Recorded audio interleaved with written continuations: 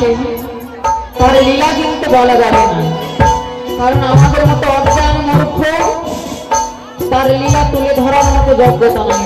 কারণ সে হচ্ছে ব্রহ্মময়ী জগতে জননী, সেই বিপদ তারিণী দেবী, তার লীলা বলতে পারবো না। তাই মায়ের চরণে দান করেছে ভক্ত।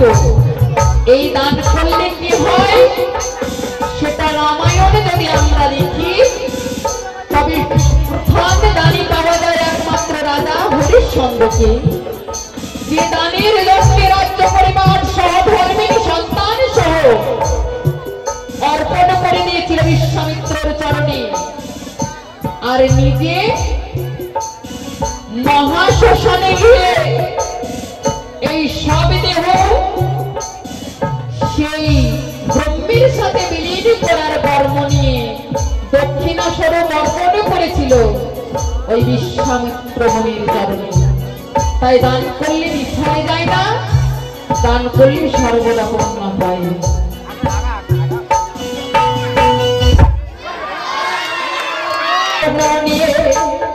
তবে চরণ বন্দিলাম লোটায়া ধরণী এবার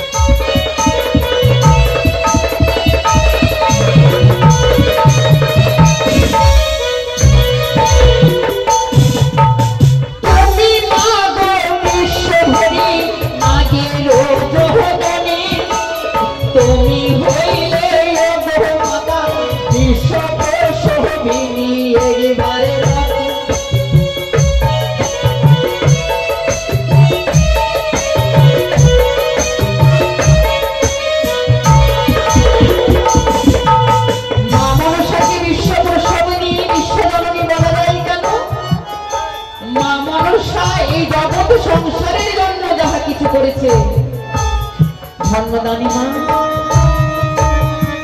এই আসরে মায়ের চরণে 50 টাকা দান পুণ্য স্মরণা করেছে, দক্ষিণা মস্তকে ধারণ করলাম।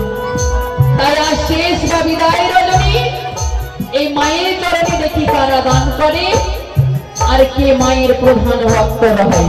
তাই কি বলছে, আর তুমি দিলে দান আমি দেবী সংকটে কহরিবে রক্ষা শঙ্করের নন্দিনী একবার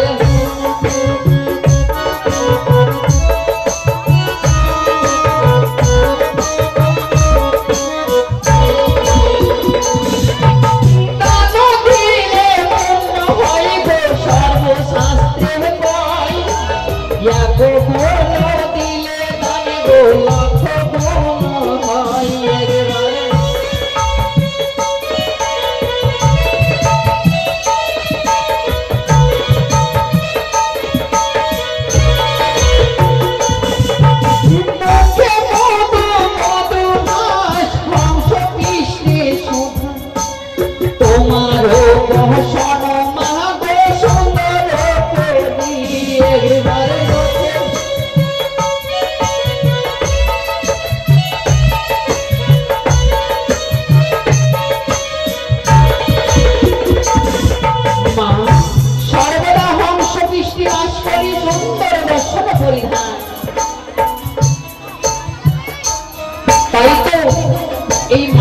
বলা যায়, বলি সব মনসা দেবী নাগে রোদনমে বিনে মাতায়ন নাহি নাহি একবার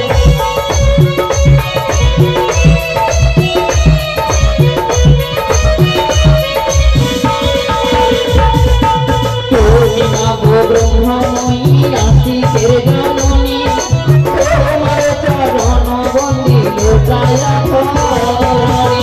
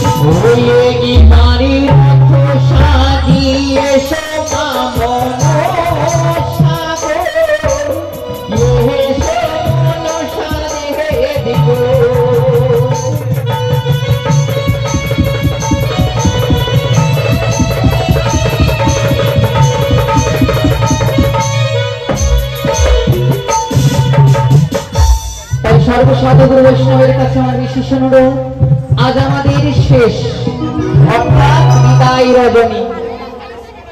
তাই এই শেষ বা বিদায় রজনীতে আপনাদের সম্মুখে যে লীলাখানি তুলে ধরা হবে, সর্বপ্রথম আপনাদের কাছে কিছুক্ষণ সময় চেয়ে নিচ্ছি, কারণ ভক্তির ডাকে আজ ভগবান সে গলকেও নাকি কাঁপে। তাই সর্বপ্রথমে যে আমরা সেই লীলাখানি তুলে ধরা হবে, সে লীলাখানি সমস্ত দেখার মতো ও বোঝার মতো, অর্থাৎ ধর্মীয় সেই সংস্কৃতি। তাই যে লীলাখানি তুলে ধরা হবে, সে লীলাখানির নাম তুলে ধরা হয়েছে ভক্তের ডাকে দুর্গা আসিছে মর্তে। আর এইদিকে সেই শম্ভু নিশম্ভু অত্যাচার হয়েছে এই মর্তের ধামে। তাই তো শম্ভু নিশম্ভু চাইছে অমরত্ব লাভ, এইভাবে তপস্যার কারণে ছুটে যায় ব্রহ্মলোকের কাছে। আর সেই মা মহামায়ার শেষ রূপ মা কালীর ছিন্ন মস্তক রূপ,